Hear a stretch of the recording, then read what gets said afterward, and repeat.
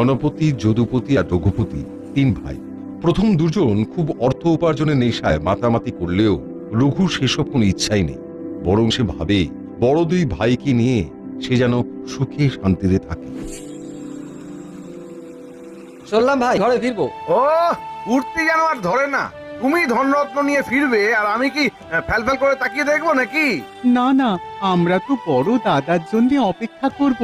ও ফিরে এলে আমরা সবাই মিলে একসঙ্গে জমিয়ে থাকবো। ওসব জমাতে হলে তুই জমা, আমি ওই কারবারে নেই বলে দিলাম।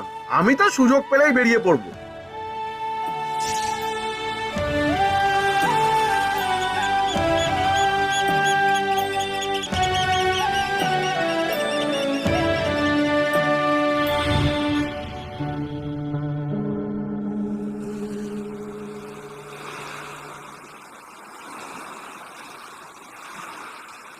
বাণিজ্য তো ভালোই হলো, তবে এত কিছুর পরেও না মন তেমন ভরল না। না, আরো কিছু ধনরত্ন যদি জোগাড় করা যেত তবে মনটা আনন্দে একেবারে ডগমগ হয়ে উঠত। তবে এখন আর ভেবে কি হবে, পরের বার আরো বেশি, মানে একবারে জাহাজ ভর্তি করে মাল নিয়ে যাবো।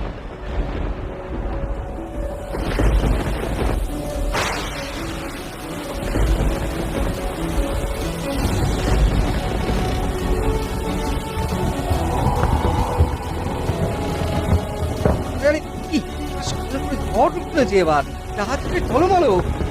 ওরে মাঝি মোল্লারা, কে কোথায় আছিস? আরে জাহাজ সামলা, আরে জাহাজ সামলা। ঘরের যা দাপট সামলানো দায় কর্তা।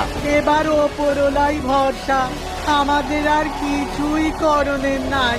হায় হায় হায় হায়, কি হলো? জাহাজ সামলাম, সব ফলে ভেসে যাবে মনে হচ্ছে। সে প্রাণে বাঁচতে হয়। ওরে বাবা, কেরাম রে।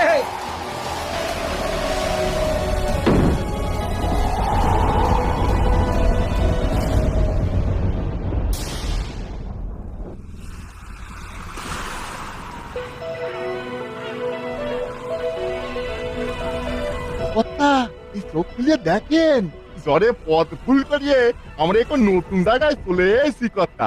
গোত্তা খেয়ে জাহাজটা কোনো অজানা দ্বীপেই ভিলেছে বটে, তবে এ আবার সেই গুপ্তধনের দ্বীপ নয় তো।